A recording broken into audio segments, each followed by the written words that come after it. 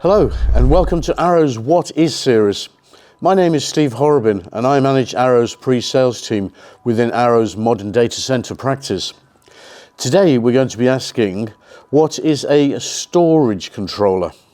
So let's dive into our scribble sheet and we will go from there.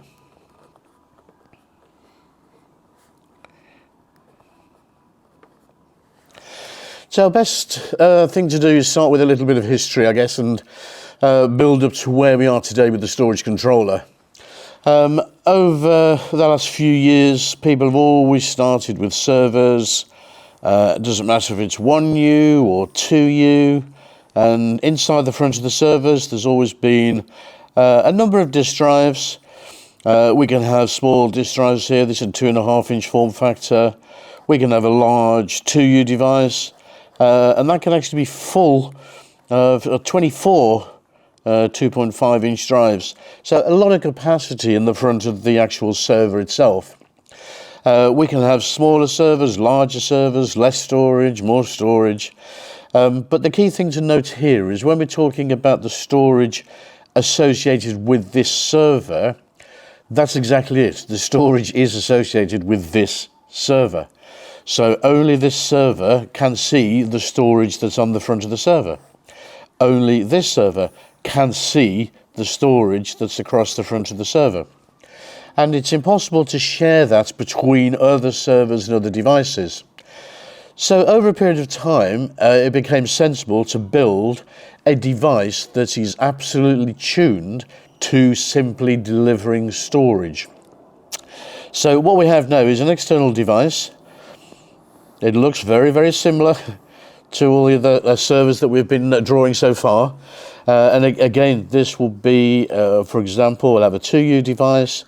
We can put a number of 2.5-inch disk drives into the front of this storage controller. But the primary service of this device is to deliver storage. That's all it's designed to do. So we will have servers now that may be connecting and sharing this storage. 1U servers, 2U servers, they don't need to have any storage in them, to be honest. They can have a simple boot drive, but any of the additional storage afterwards can come from a central storage controller. So it gives you a lot more flexibility, a lot more control, a simpler way of replicating and protecting your storage. So if we start to have a look at the way that these things connect together, it can be a little bit complicated, but again, bear with me. When we turn the device around and we have a look at the rear of the system, again, we have the power supply. So there's always two power supplies. So we're protecting ourselves from the loss of a power supply. So we always have a second one there to support the system. But what we have then is a series of option cards in the rear of the system that can offer the storage out to the servers that we're talking about in our server farm. And also as well, the key thing to note is that you have two controllers in the back of the system as well. So we'll call this controller A and we'll call this controller B.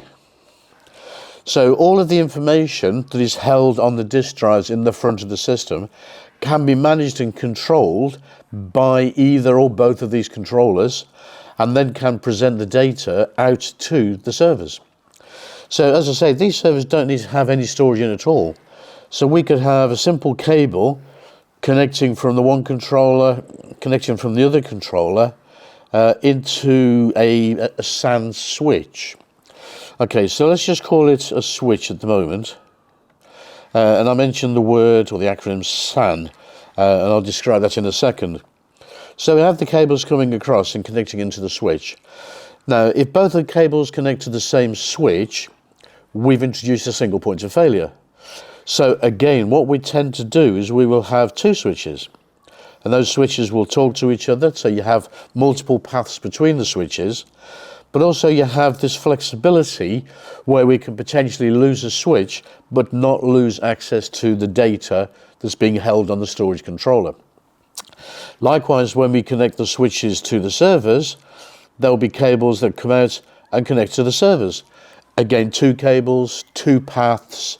There can be two adapters in the back of the server as well. So it provides the dual connectivity.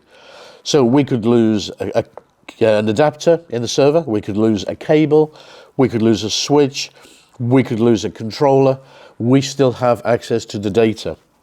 Even down to the disk drives themselves. When you look at the drives inside the system, the drives are what they call dual ported. So we still have two paths to access the data on the drives inside the storage controller.